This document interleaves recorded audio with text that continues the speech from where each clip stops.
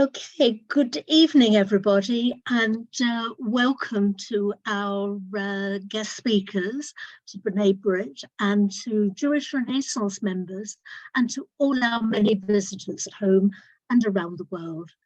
First of all, I'd like to start by telling you about B'nai Brit.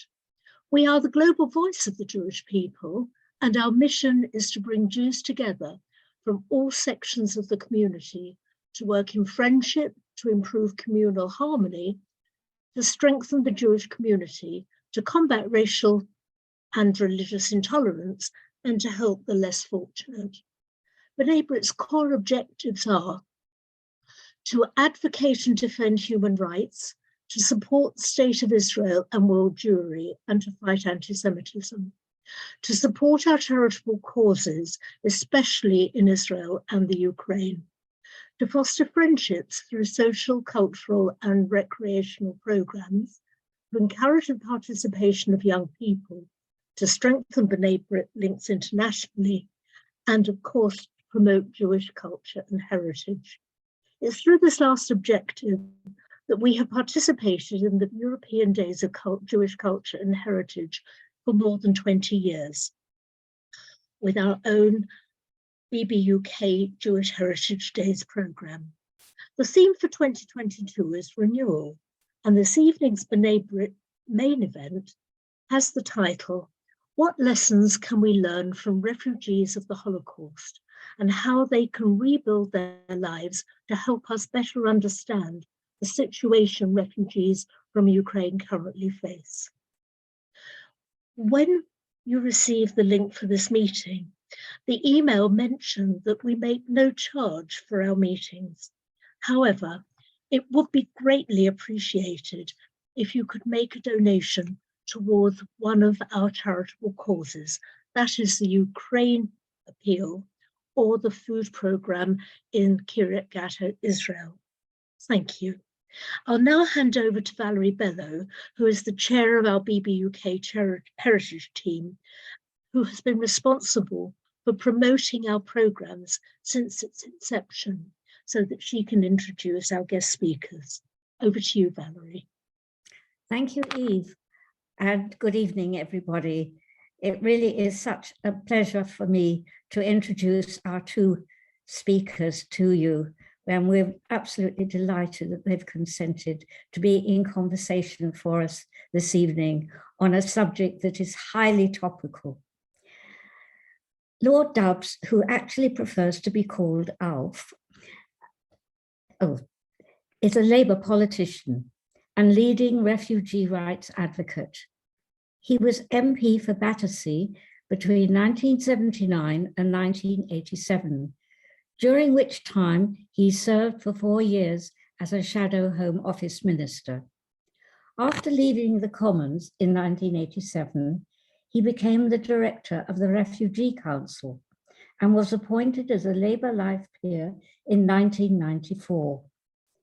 In 1997, after Labour's election victory, he was appointed as a minister in Northern Ireland, where he served until the establishment of a new devolved administration following the Good Friday Agreement.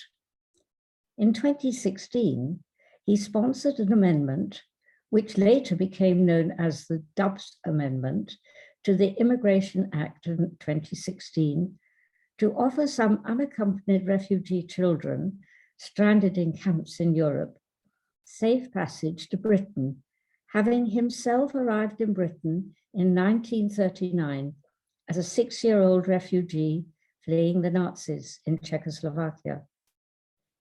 Currently, he serves on the Joint Committee on Human Rights. He also serves on the British-Irish Parliamentary Assembly and on the Organisation for Security and Cooperation in Europe, Parliamentary Assembly. He continues to campaign on human rights and specifically, of course, for refugees. Professor Shirli Gilbert is Professor of Modern Jewish History. She's a specialist in that subject with particular interest in the Holocaust and its legacies, modern Jewish identity and Jews in South Africa. She holds a Doctor of Philosophy in Modern History from the University of Oxford and was a postdoctoral fellow in the Society of Fellows at the University of Michigan. Before coming to University College, she was Carton Professor of Modern History and Director of the Parkes Institute for Jewish and Non-Jewish Relations at the University of Southampton. She has done a considerable amount of work on research and has published books as well. Too many for me to single out, but one of them is on music in the Holocaust, and the most recent is Holocaust Memory and Racism in the post-war world. And she is currently engaged in researching South African Jewish identity from the 1940s to the present. Ladies and gentlemen, I present to you our speakers. Over to you.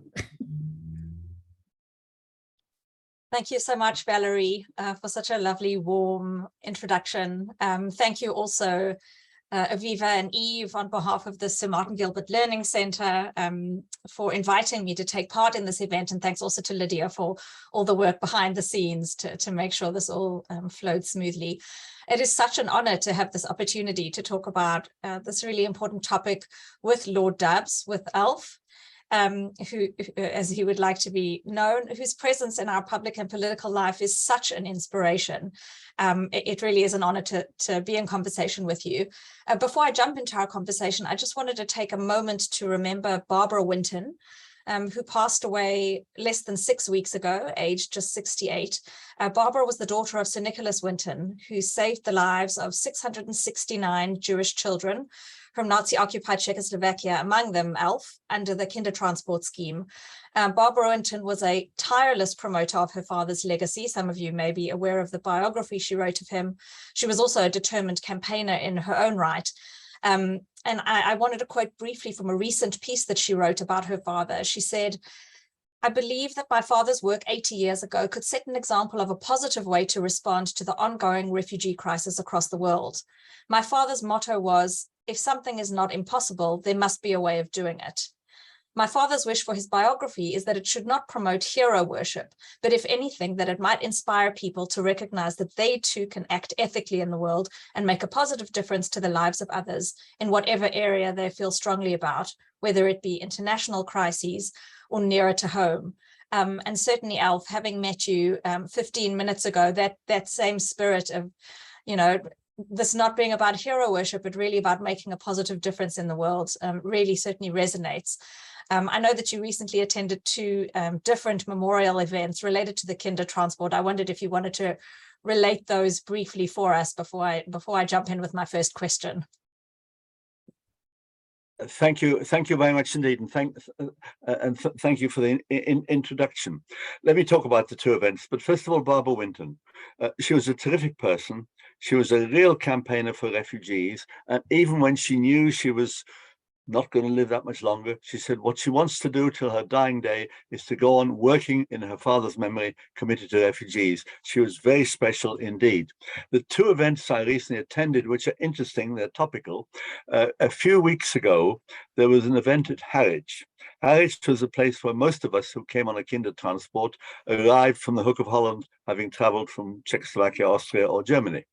And this was a fantastic event. There was a statue made of children who'd arrived, and the mayor was there, the local people, the MP, and so on. And it was important in terms of influencing public opinion. This is what happened. This is a contribution that was made. And it was a great privilege for me to be able to be there and take part in the events. The other event was near Prague, and I came back from Prague the day before yesterday.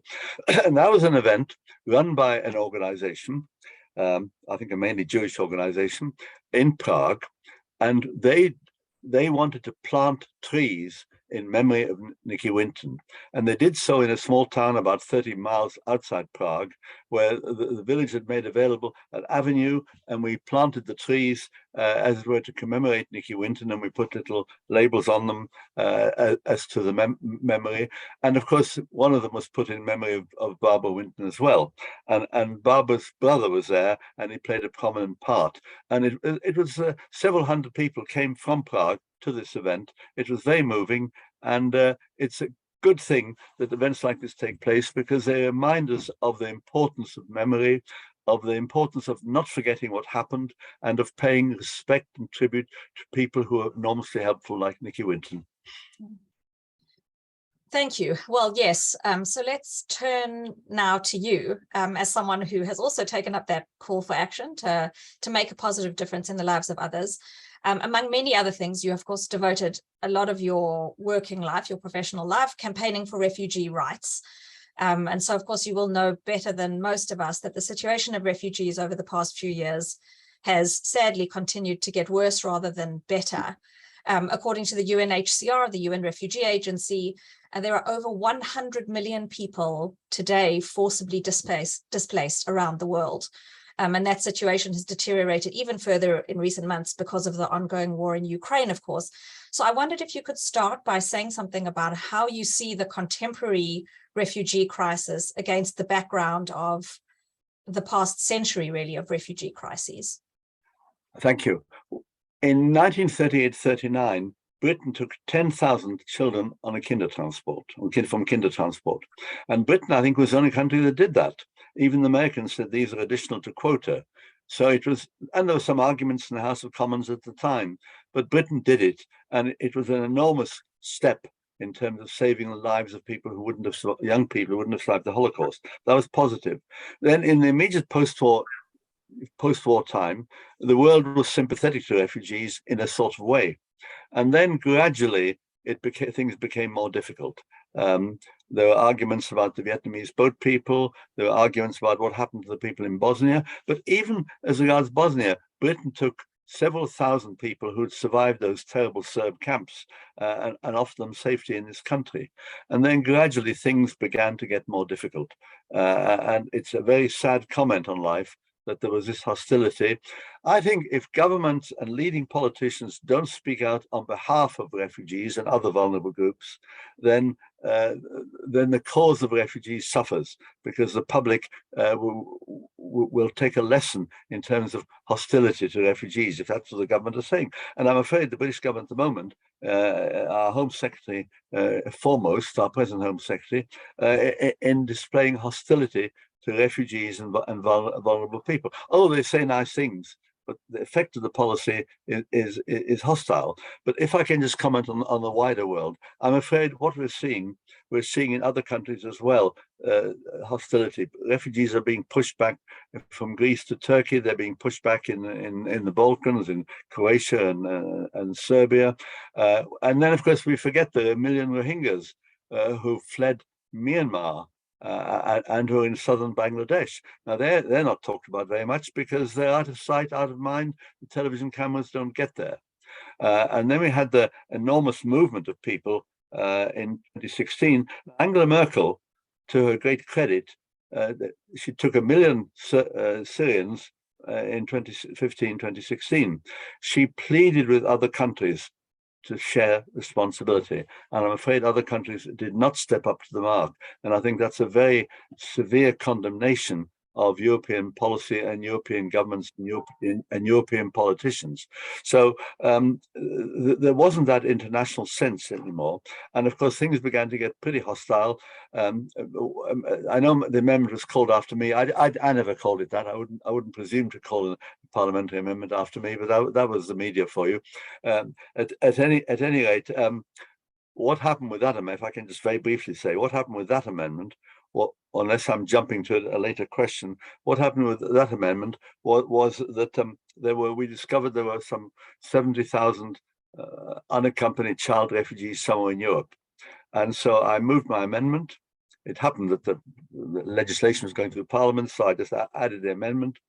I was asked by Theresa May, who was Home Secretary, if you want an insight into this, I was asked by her, to withdraw the amendment. And I said, I couldn't possibly, I can't do it. And she said, well, if these children come, others will follow. And I said, but we can't turn our backs on young people who are sleeping in the horrors of the jungle in Calais or on the Greek islands or sleeping off, whatever. We can't turn our backs on them. Anyway, we parted company, friendly but opposed, and the amendment passed the Lords by a big majority. It went to the Commons, where it was defeated by a very small majority. It went back to the Lords. We made some changes to the wording, and then Theresa May summoned me in again and said she proposed to accept the amendment. Well and good. But she did it because public opinion had suddenly woken up to this. Public opinion had seen pictures of Alan Kurdi, a little Syrian boy, drowned on a Mediterranean beach. They'd seen the horrors of what was happening, and public opinion woke up to it. That put pressure on MPs, and they were then going to support the amendment. I should say very quickly that although I'm a Labour politician, the point of my amendment and campaign for refugees is never to be the property of one party. It is across party, and I've always sought to get support across the political spectrum, because otherwise we can't move forward sensibly. May I just move fast forward very quickly to the Ukrainians? Now, I think the public response to the Ukrainians was much more positive. I think partly because we saw on our television cameras much more of what they were suffering in Ukraine than we'd seen in Syria or in the case of Afghans in Afghanistan. And so it brought it home to us, people in this country, just what was at stake. And I think Europe opened its borders much more willingly, even though we did drag our heels a bit. And I've had some arguments with British government ministers about individual children who were stuck between wanting to escape from the horrors of the war in Ukraine and not being allowed into Britain because the Home Office wasn't too happy about it. I could go into the details, but I won't now. So public opinion has sort of moved a bit, but I'm not sure how much it has moved, because we still have the hostility of recent legislation, the Nationality and Borders Bill, and we also have the absolutely ridiculous and wrong plan to send refugees to Rwanda. Various things are happening which are totally unacceptable, and the government still seem hell-bent on pursuing it. So there's an awful lot at stake in trying to get public opinion on side. Well, I'm really interested in what you're sketching out, and particularly the relationship between government policy and public attitudes. So you've painted a picture of an international community that has been increasingly, over the past decades, increasingly unwilling to accept refugees. Although certainly if one looks even at the Holocaust period, there has never been a kind of overwhelming desire to accept refugees, but what you've painted is the last decades that situation has gotten even worse. And I wanted to set that alongside an interesting statistic. So on World Refugee Day earlier this year, Ipsos conducted a survey, and they released the survey that said that 78% of people that they surveyed in 28 countries believe that those fleeing war, persecution, or natural disaster should be able to take refuge in another country. And they made a lot of the fact that this figure of 78% of the public supporting refugees is up from 70% in 2021. So it seems to suggest a growing public sympathy for the plight of refugees. So I'm interested in how these two things sit alongside one another. On the one hand, a government, an international community that seems increasingly unwilling, and at the same time, a sense that public attitudes are shifting. I don't know whether it's the war in Ukraine that has helped to shift these attitudes, or what you're thinking about that is. Well, thank you. It's a good question, because if we look at what happened in Germany, Angela Merkel suffered in the elections in Germany some time ago. An extreme right-wing party took office. In Italy, an extreme right-wing government has been formed. In Hungary, they've been opposed to refugees for a long time. I mean, the prime minister there said, refugees are not our concern. We're only interested in white Christians.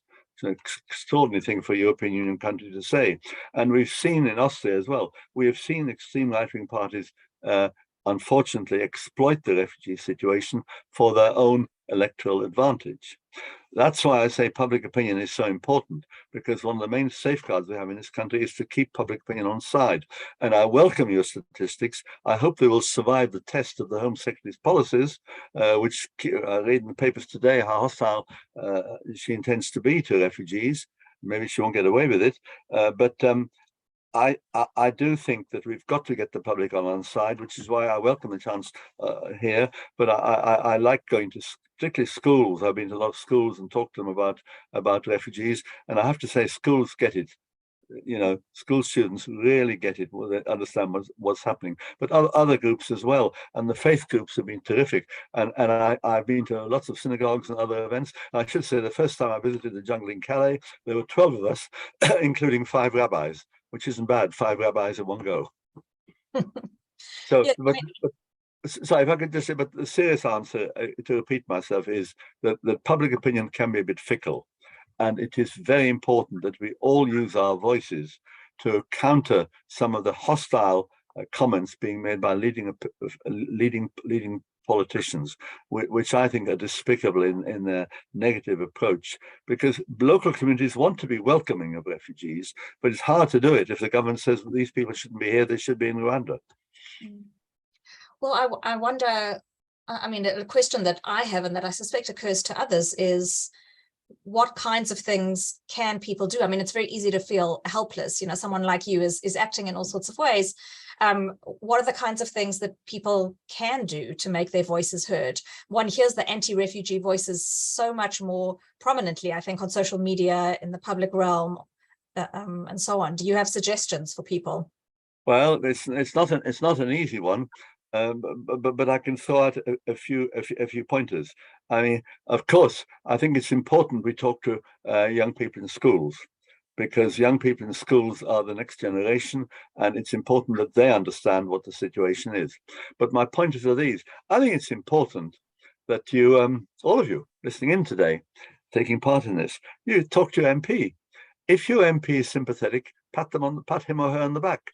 If your MP is not sympathetic, ask them why not.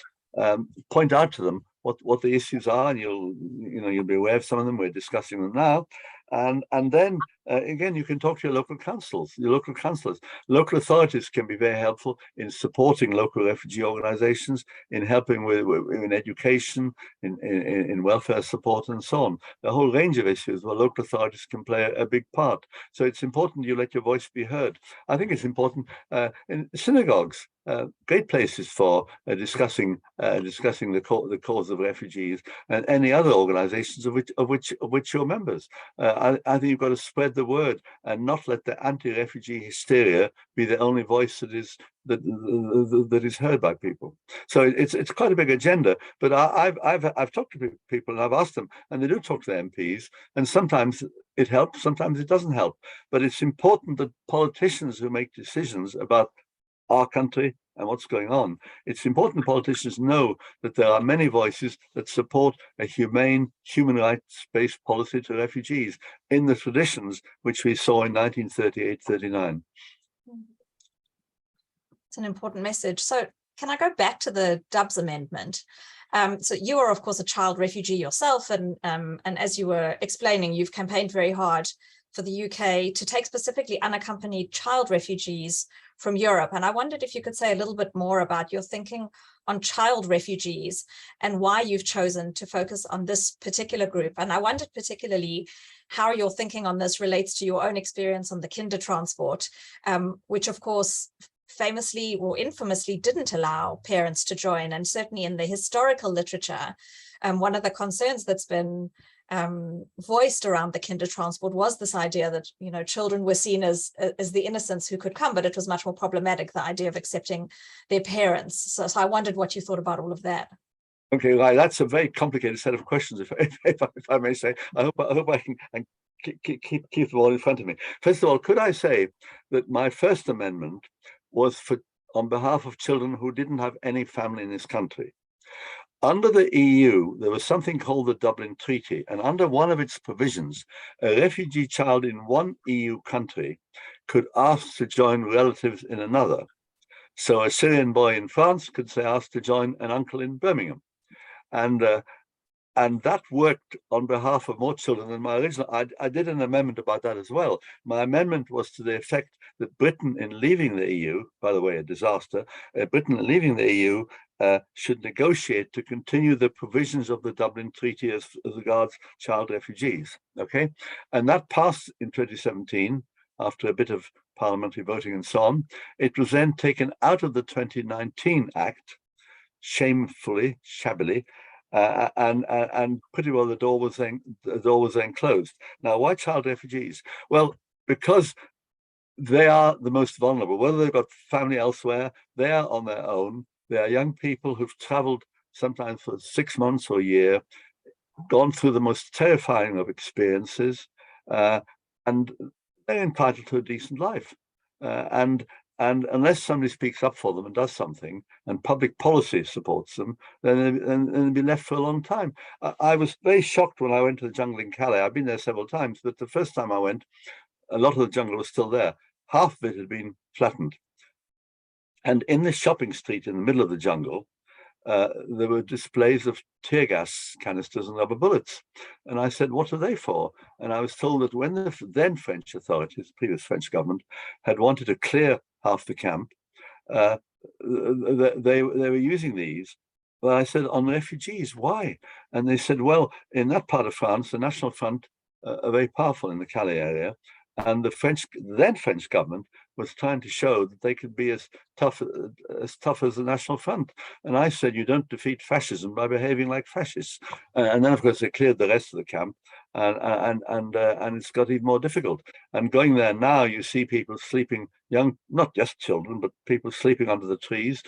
If you're a child and if you're a young man, and you're in Calais on a Greek island, and you've got a brother who says, I've got accommodation for you in the north of England, surely the thing to do is to try and join your brother for the sake of a decent life.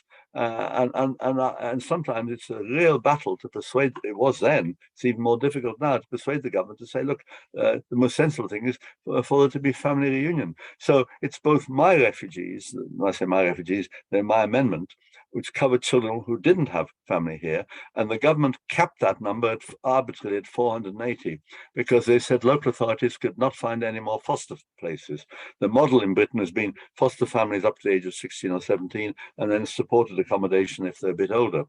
And the government said they couldn't find any more local authorities. Well, with Safe Passage, one of the charities I work with, we found 1,500 places on offer from local authorities. There's a financial difficulty, of course, but the places were on offer, and so that's why I say do talk to your local authorities as well. I remember at the beginning of all this, a rabbi from Finchley took me to see the leader of Barnet Council, to persuade the leader of the council that they should be more welcoming to refugees, and I was told he actually decided yes after the discussion. So these are all the things that are happening. I don't know whether I've diverted your question into something else. If I have, forgive me. No, not at all. That was a wonderful answer. I mean, it does occur to me, you mentioned your visit to the jungle in Calais. I have just coincidentally been reading a wonderful novel by a German novelist called Jenny Oppenbeck called Go, Went, Gone, which is based on her experiences talking with African refugees in Germany. And one of the things that struck me about the novel was how much it humanizes the refugees to hear their stories. And actually, they're not the kinds of stories we hear a lot. We don't really hear these individual stories. And I wondered if you could say just a little bit about the kinds of refugees you've met. I know you've visited other camps in different countries. Maybe if you can just say something about some of the young people and children that you have met. Well, I mean, what they display is an impressive determination to find safety. And they've been through terrible experiences. There's a Syrian boy who told me that he'd seen his father blown up in front of him by a bomb in Aleppo or Damascus.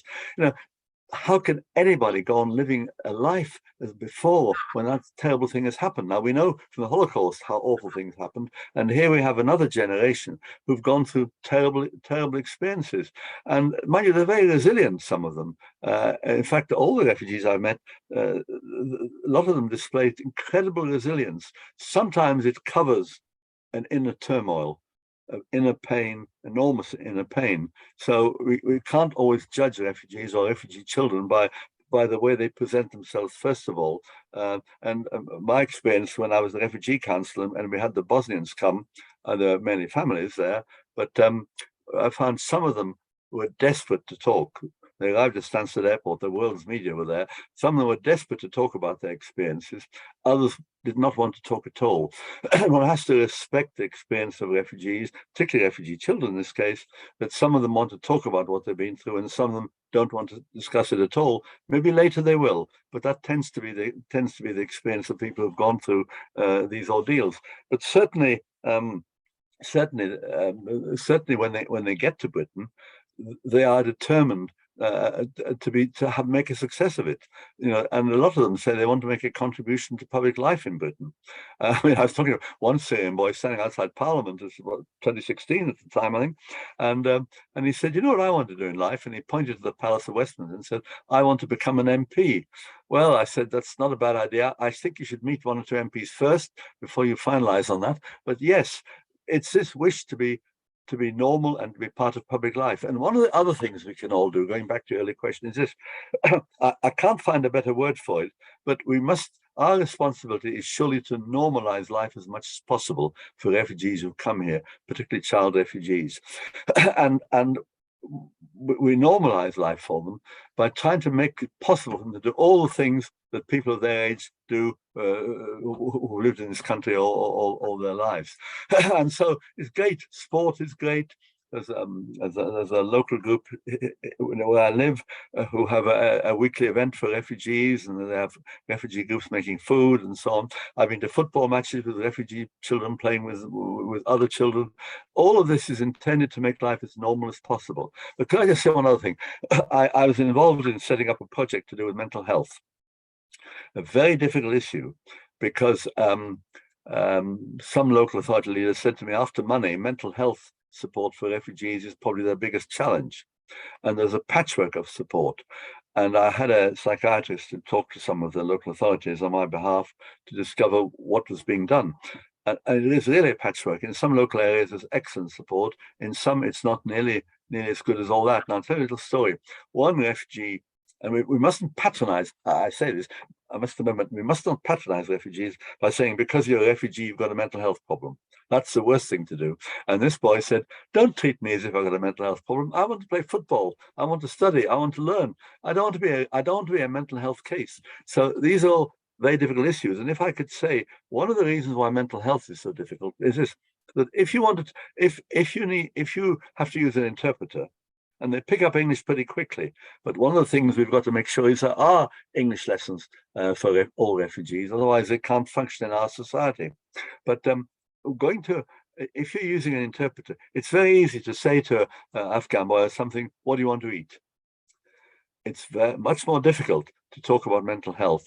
It's much more nuanced.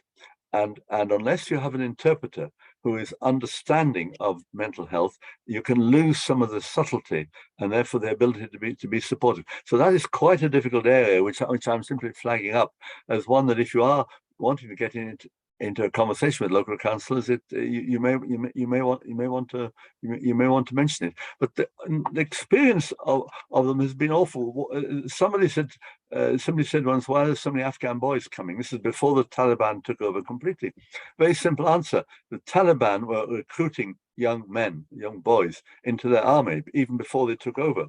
And families didn't want their boys to be killing other Afghans. They didn't want them to be caught in an army.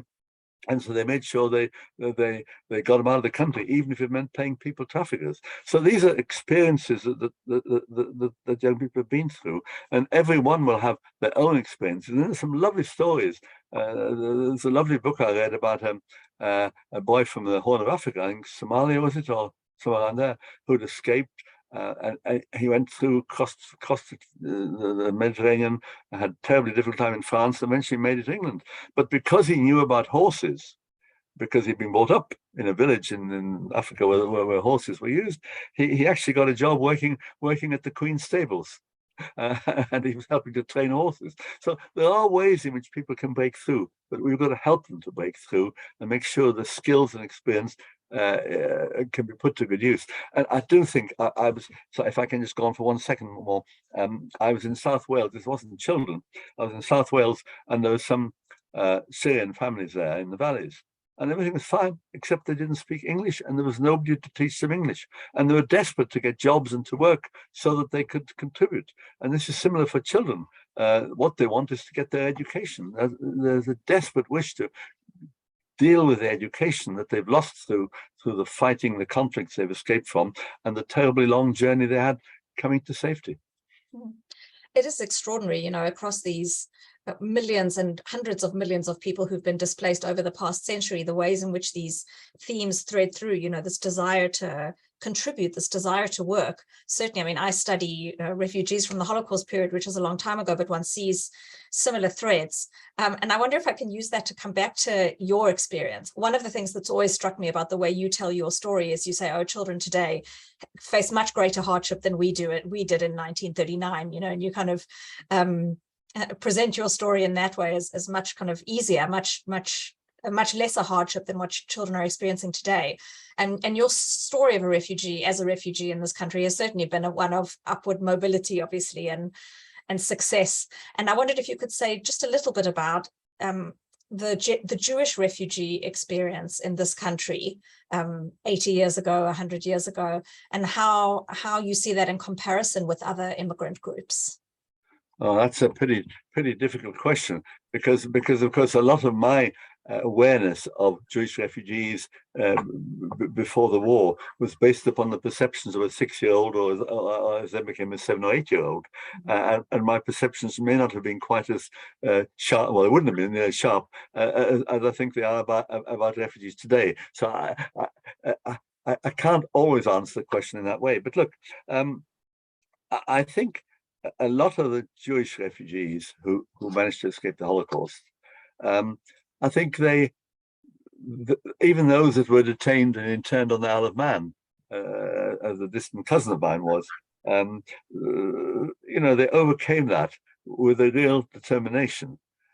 And I say to refugees today, don't hold back. I held back in terms of politics for a long time because I felt with my background I couldn't do it. It wasn't suitable, or it wouldn't be appropriate, or I wouldn't be accepted. And I think what I say to people is go for it. Don't hold back.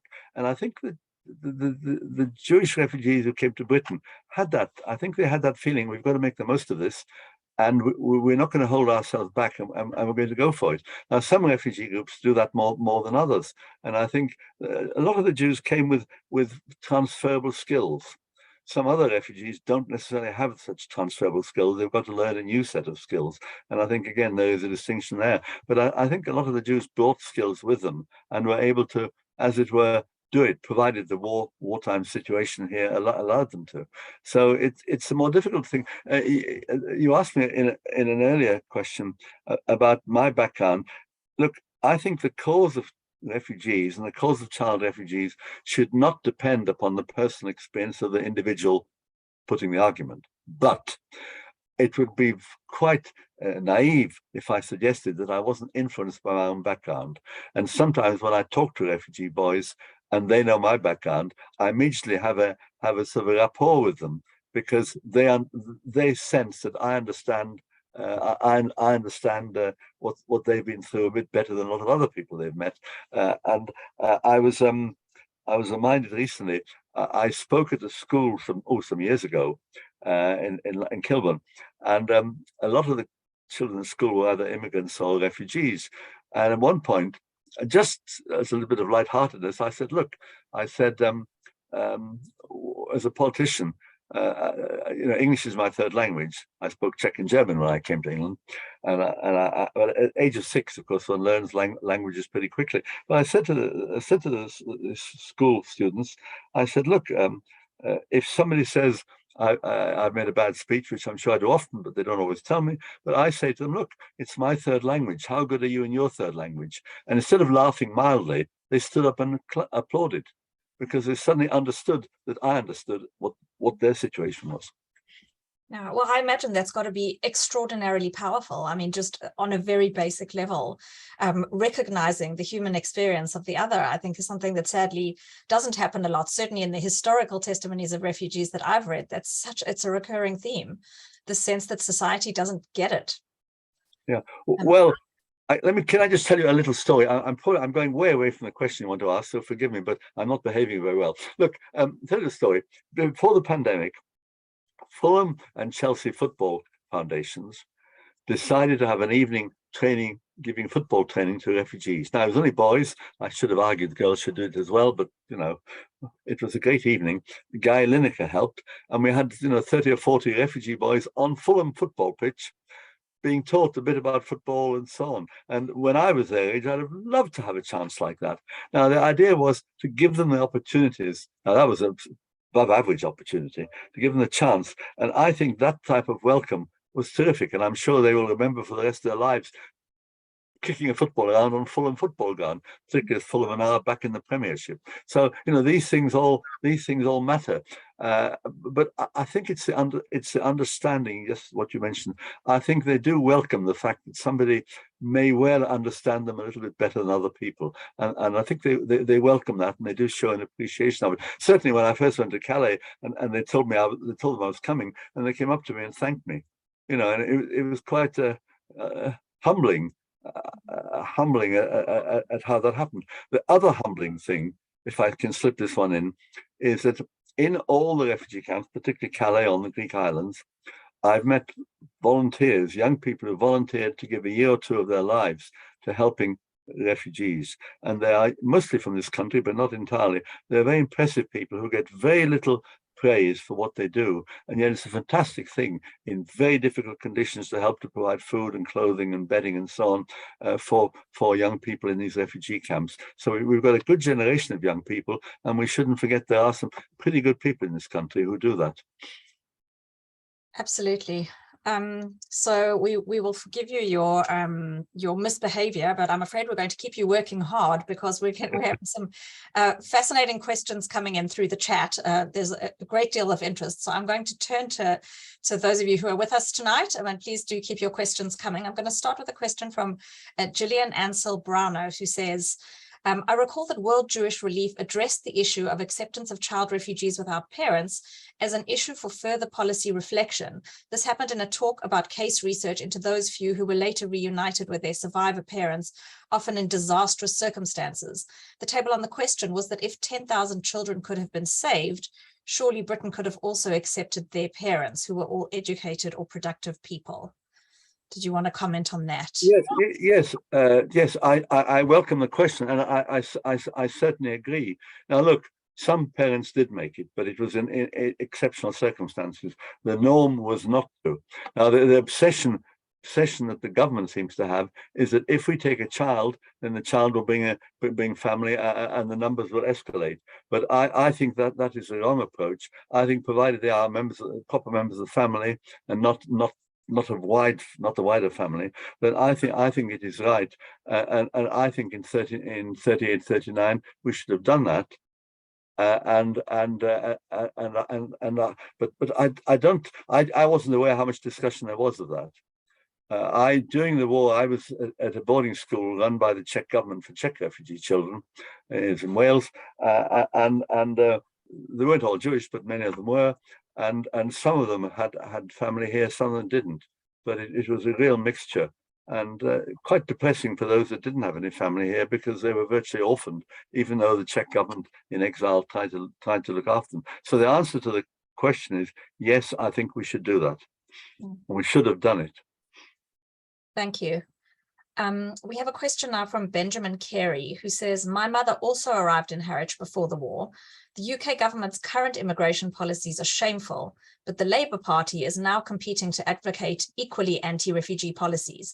How can public opinion change politicians' inhumanity? Well, I'd like to talk to you, Benjamin, a bit more.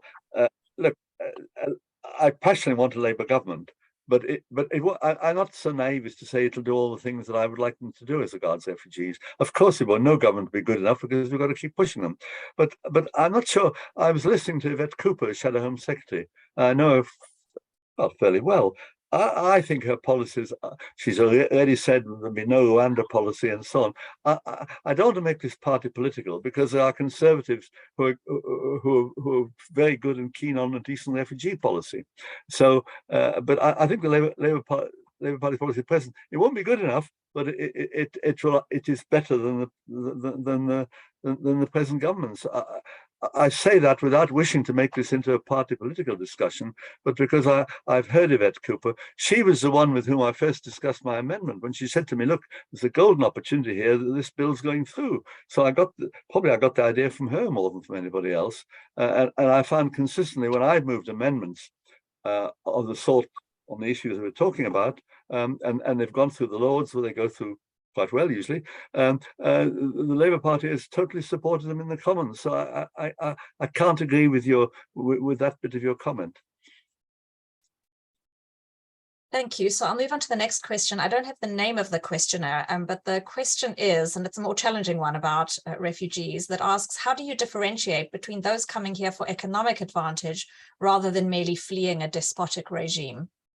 It's a very challenging question, because of course the thing gets a bit muddied in some of the political rhetoric that is attached to issues.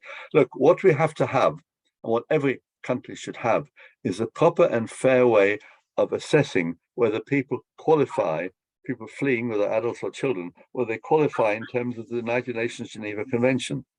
That is to say, people who actually have a well-founded fear of persecution on grounds of race, religion, and so on. I just think that it's challenging to distinguish, and there's nothing wrong about having people migrating for economic reasons. People have done that since the beginning of time, but it doesn't qualify one for a refugee. So there's a higher human rights case for refugees than there is for others. That doesn't mean we shouldn't be welcoming to migrants. I think what we have to do, given we seem to have labor shortages all over the place at the moment, what we have to do is have a sensible migration policy where we actually identify people that we need for our workforce, and we encourage them or welcome to come here. But the process of determining whether somebody is a migrant or refugee is a difficult one. There have to be proper rights of appeal, which is one of the arguments against sending people to Rwanda.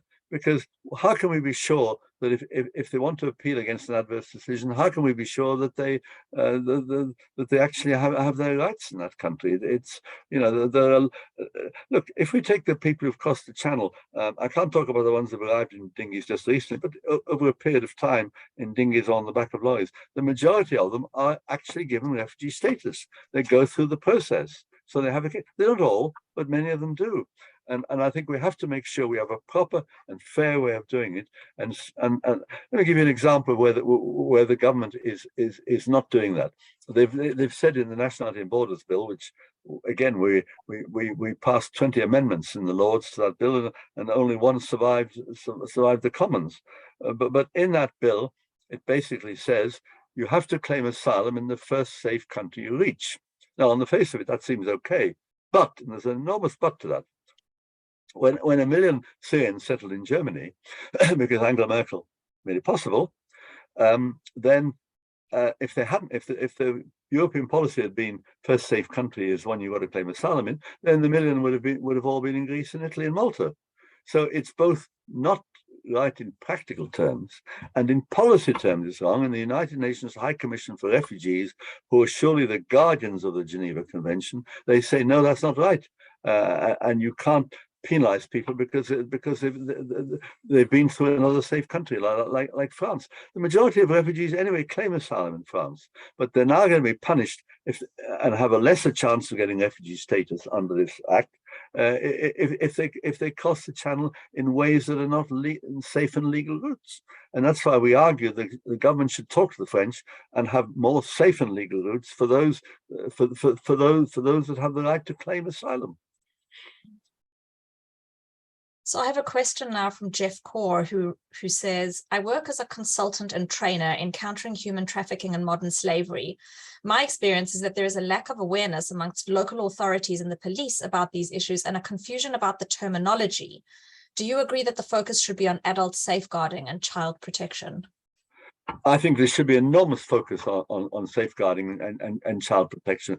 It's absolutely right. And if local authorities and police forces are not good at this, then the job is to train them so that they have a good understanding of what's going on.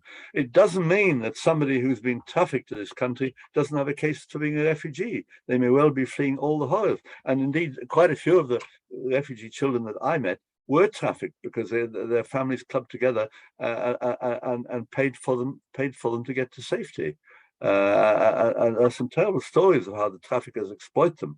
But I agree with that. And also, when children come here, safeguarding is crucially important. I agree, Jeff, the questioner. I agree with you. And we have to make sure we have the highest possible standards so that young people who get here have the proper safeguarding and don't become vulnerable. And the Home Office is now putting people into hotels, and some of the children have disappeared. And that is a tragedy because they may well have been trafficked into some form of criminality internally in this country. So we can't be vigilant enough about that. I agree fully. Next question is from the Honorary Vice President of the Shanghai Jewish Refugee Museum, who asks, could you please comment on why China welcomed up to 20,000 Jewish refugees in 1938 when the European countries refused them refuge? He's based in Edinburgh. Well, look, I understand that. And indeed, when I talked to some of my fellow Czechs who came on the kinder transport, some of them were united after the war by their parents. They came on a kinder transport, but their parents escaped eastwards to some of them to Shanghai. The answer is I don't know. I don't know how it happened. All I know is that when people were fleeing the Holocaust, as word got around about what the Nazis were doing, then people went in whichever direction they could. And some of them, rather than fleeing westwards, where it wasn't so welcoming, they fled eastwards. And I can only say it's a tribute to the Chinese government that they allowed people to come to Shanghai. Not many, but they did come to Shanghai. But I don't know anything about the politics of China at the time and whether this was easily done or whether it was quite difficult. But certainly Europe as a whole was not welcoming, and Europe as a whole behaved badly. Yes, the Shanghai story is an interesting one. It was much more about visa regulations that had been allowed to lapse, or that people simply didn't need visas or believed they didn't. And so many German and Austrian Jews were able to find refuge there, and the vast majority left after the war, of course. Right, we have another question now from Nick Sayers, who asks, what do you say to the argument that a more liberal refugee policy of the kind you advocate could almost certainly lead to an ugly populist or racist backlash? Well, and that is the problem that I already referred to in terms of a racist backlash in terms of some of the right-wing parties that have won or done well in elections in Germany, Italy, Hungary, and so on. Yes, I think it is a threat, and that's why I think we can't do enough to persuade public opinion to understand what's going on. But we're not the majority necessarily, and when we've got the newspapers displaying hostility, it is quite difficult to counter it. I know not everybody reads the Guardian and the Observer and the Financial Times and the more liberal newspapers on this. More people read the Sun and the Daily Mail, and that is one of the difficulties in a democracy when the main voices. Well, there are Twitter and other electronic media, but when the main voices in the mainstream media are controlled by people who seem to follow a policy of hostility to refugees. Now, there's been some change in the Daily Mail. I don't know whether it's going to have any effect on it, but I think that is a problem. And I wish I had some better answer. I think all of us have just got to keep plugging away whenever we can, which is why I've gone all around the country talking about refugees in the case Floyd, and I welcome the chance, even though I know that I talk to the converted more often than I do not, and that's why I think I love going to schools, because the school, as I said earlier, the schools get it, and what's more, I want them to go home and tell their parents. Mm-hmm. Well, to that question of what causes a racist or populist backlash, there's a very good question, comment that says much of the problem about the anti-refugee attitude is because both politicians and the media speak in terms of figures and statistics, not about individuals and their stories. How can we change the nature of the narrative? Can we shift our attitudes by changing policies to enable refugees to work and contribute to the UK? Well, we as people who are here have got to make sure that refugees can work and contribute and are given a chance to do so.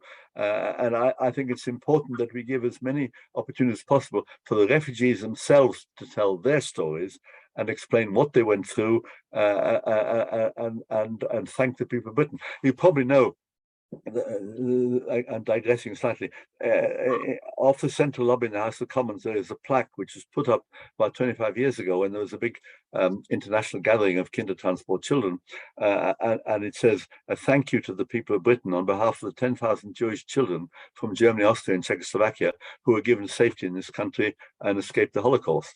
And we did a rededication ceremony there about a few years ago, where we got the Chief Rabbi and the Archbishop of Canterbury and the Speaker of the Commons to actually rededicate that plaque in terms of the message it sent for refugees today.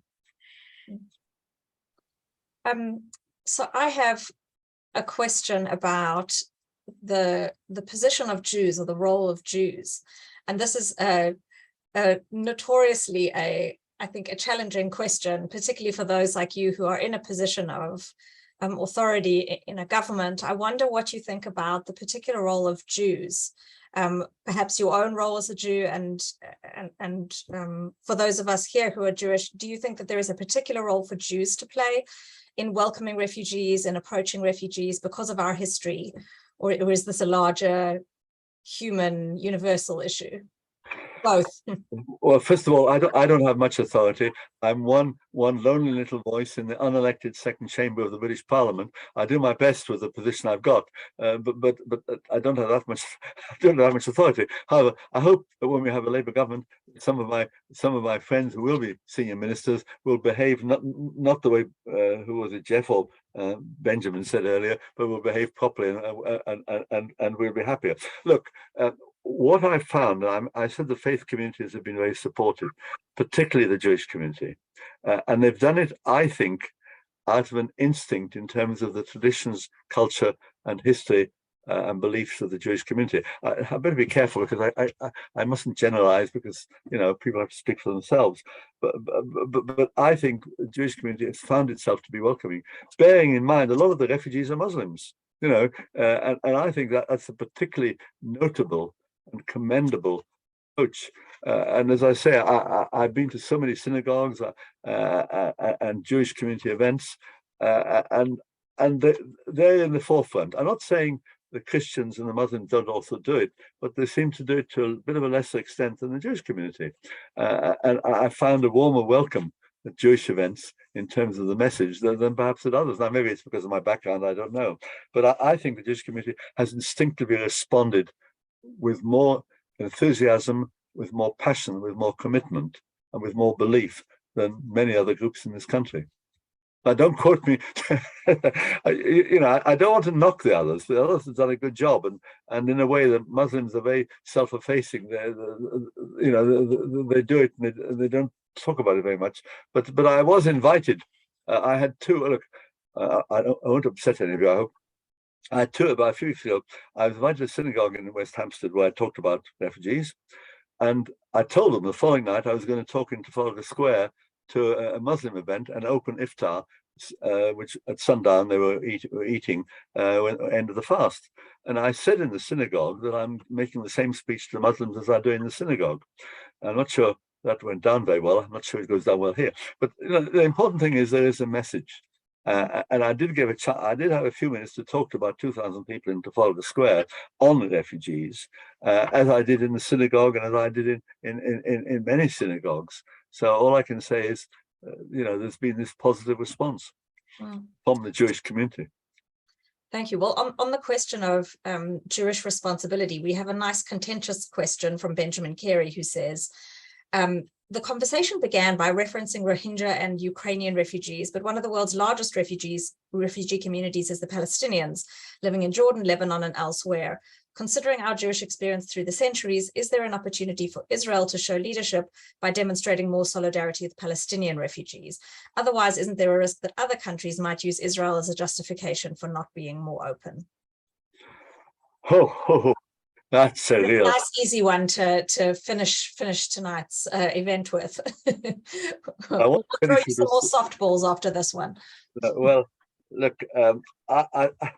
okay.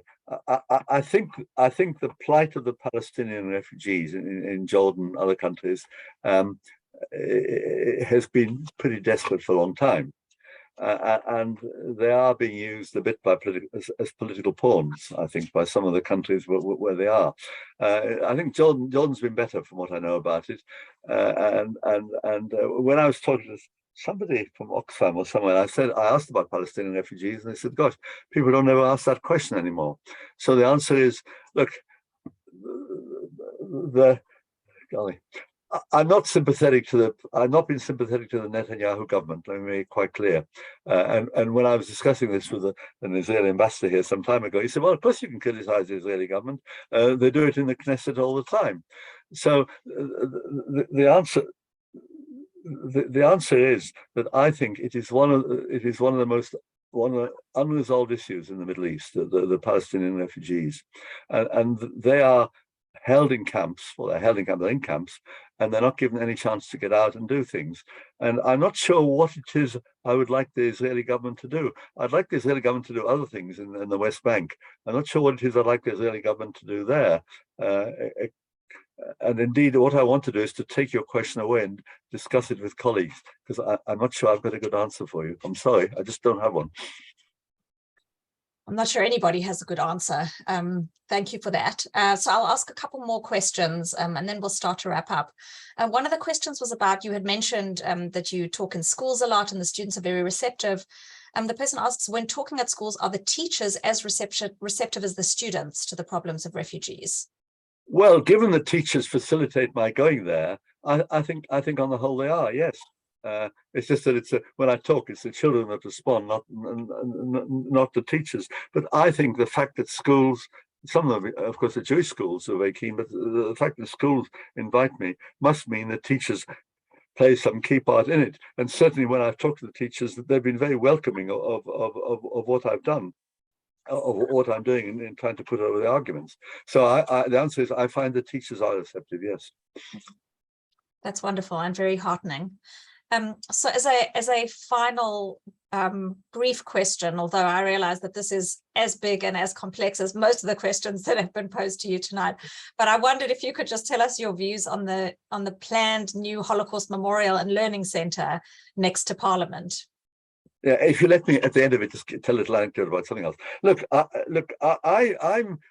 I've been lobbied on both sides about that new centre next to Parliament, and I think it's a good location. I think near Parliament is good. People can visit Parliament. They can also visit that centre. I don't think it's causing any particular environmental damage. I don't understand quite why so many people are so angry about it and think it should be somewhere miles away. And so I like to understand the arguments against me so I'm better aware of what the issues are. But I've just never quite understood. I'm delighted it's going to be there. We cannot do enough. I've been to Holocaust Education Trust events and so on. We cannot do enough to spread the word. And if having that centre next to Parliament will do that, then it's a good location, because a lot of people go there. People go there who are Westminster, who are looking at what's going on there. I think it's a good location, and I've refused to sign petitions opposing it in that location. I welcome its being there, or existing at all, but I think it's a good place. I think the arguments against were partly that it seems to be a political project that was much more about initially the political party that was putting it forward than about the issues themselves, but also that the resources that were being put into this centre could more usefully be put elsewhere. But perhaps that's a larger debate that we want to go into here. Well, and you had said that you had an anecdote that you wanted to share with us. I want to anecdote, just if it's a finish, if it's a finishing thing. Look, I understand that, but about the centre, all I can say is I want it to happen. And I think it is most important that we use that and every other device to spread the word. I want to tell two anecdotes, if I may. May I do that? Of course. Well, look, one of them, because I'm anxious to spread the word, and I was invited before the pandemic. I was invited to a school in Bethnal Green, which was a maintained school, but it was pretty well all Muslim boys. And the project they were doing was anti-Semitism and the Holocaust, which I thought was pretty inspiring of the teachers to get the Muslim boys in that part of London to actually look at it. And the first question I got from a 14-year-old boy when I said my piece was, what do I say to people who deny the Holocaust ever happened? And I thought that was a terrific question, because it came from a Muslim boy in a Muslim part of East London, where the prevailing attitudes may not be all that sympathetic. And I thought it's a sign that the teachers are doing a good job, and the young people are responding. Okay. And my last one is just a little anecdote. I was in Zaatari in Jordan. That's a very big refugee camp, about 70 to 80,000 people. Physically better than Calais or Lesbos and so on, because it's got water, electricity, sanitation, prefab buildings. And I was talking to a 17-year-old Syrian, and I asked him about himself. And he said, well, I finished my education in the camp. It's good. I've tried to get a job in the camp and I can't. I've tried to get a job outside the camp and I can't. What do I do? And it made me realize that one of the most important things we all have to offer refugees is hope. Hope, because where there is no hope, there is only despair, and that is a terrible thing to impose on our fellow human beings. But where there is hope, we can do something. And I think one of the things that those of us believe in the rights of refugees is that we're offering hope in whatever way we can, in local communities or whatever it is. We're offering them hope of a decent life and a decent future, and it is that hope that is the important challenge. And I would like to feel that all Europe would cooperate in approach policies to refugees. It's a forlorn hope with some of the governments, like the Hungarians, but I'd like to feel that all Europe will do that. But hope is my message. Hope is what we have to offer. Yeah. Well, what a beautiful note to end on. Thank you so much, Alf. Despite your self-effacing comments, you certainly have more influence than most of us sitting here tonight. And the energy and the commitment and the humanity and the sensitivity with which you approach these issues is really an inspiration. It has been a great honor and most inspiring to hear you answer our questions. I'm going to pass back now to Aviva and Eve, but from me and on behalf of the Sir Martin Gilbert Learning Centre, thank you so much for such inspirational insights. Well, thank you. Thank you so much, Shirley, and thank you, everybody. Just to say that what I'm going to now do before I carry on speaking myself is open the chat up. I hope you understand we've kept it closed during the actual conversation because we wanted to allow our speakers to be able to really focus on the conversation with each other and have you focus on what they were saying and be able to listen. But we do know that there are members of the audience who would like to have their own say briefly, put a few comments to each other and to Alf. So you should be able to do that from now onwards. And while that is happening, I'm just going to say on my behalf a huge thank you to both Lord Alf Dubs and Dr. Shirli Gilbert, who have been championing these issues for many years, both of them through research and through advocacy, and we're so grateful to them. I know that B'nai B'rith UK are going to do a proper thank you in a moment, so I will leave it there. But just to say that in our magazine, Jewish Renaissance, we do pick up many of the issues that are being talked about. And we do a lot of international focus at the moment, particularly on what's happening in the Ukraine. So, and we did an issue on Afghanistan a few months ago too. So if any of you aren't subscribers, you're very welcome to be. I will send out an offer to B'nai B'rith members afterwards so you can subscribe a little bit more cheaply. But we will hopefully continue to cover both refugee and Holocaust issues and be the voices that we can, because I hope you all agree that from what we've been hearing tonight, it needs all of us to speak up, as well as people like Lord Dubs. Now, on that note of speaking, I'm going to pass over to Eve, and as I say, she's going to speak for a few moments now, but it's over to you. You should all be able to speak to each other in the chat now, and I know Naomi amongst others particularly wanted to, so please have your say. Right, well, before I thank our guest speakers, I'd like to thank you, Aviva, for being our partner I'd also like to thank the B'nai B'rith team, including Lydia, and for making this event completely possible. So, Lord Doves, Alf, as I've been told you want to be called, and Shirley, Professor Gilbert, it really has been a tremendous honour having you both here tonight. And Alf, you've certainly demonstrated how your experience as a refugee yourself has shaped your life working for refugee rights and all the many causes that you've been speaking about tonight. You've shown how it is possible to succeed given the right opportunities and conditions. And you use the word hope, which is all that we can hope and believe for. The situation of refugees today is as great a tragedy as it was for the past waves of refugees. But as with many of their predecessors, there is, as we've said, hope and support to enable integration and the building of a new life in the countries that they have found themselves. So, Shirley, you, as a distinguished historian, have been able, through your expertise, to elicit so much from Alf in the responses to your questions.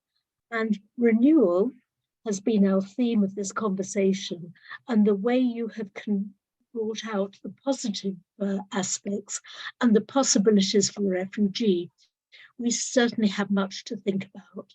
So thank you both once again, and I'm going to virtually present certificates for you both that you will receive in the post.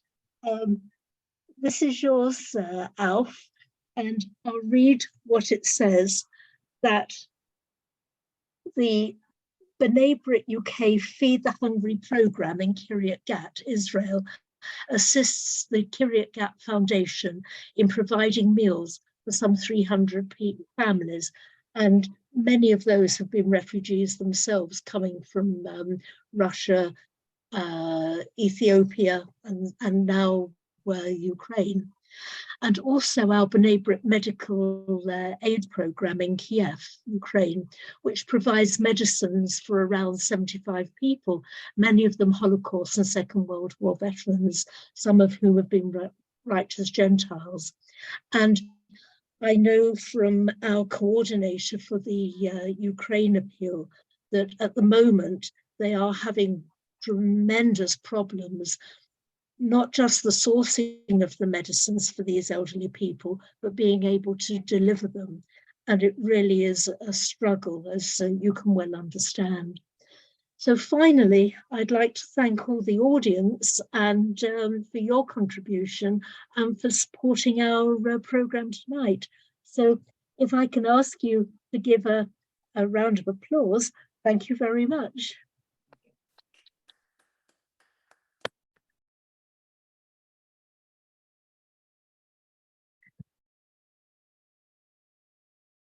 So I don't know, Aviva, whether something else is going to happen now.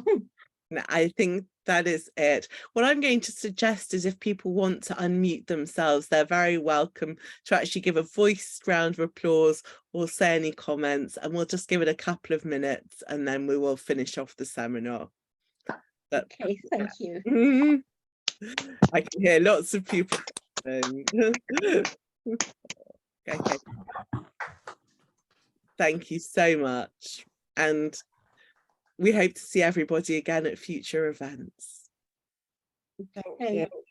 Thank you. Yeah, people are going. Inspirational, thank you. Thank you very much, and thank you, Shirley, for your good questions, and thank you for having me. Thank you. Thank you very much. An honor. Thank you both, Shirley and Alf. It has really been inspirational.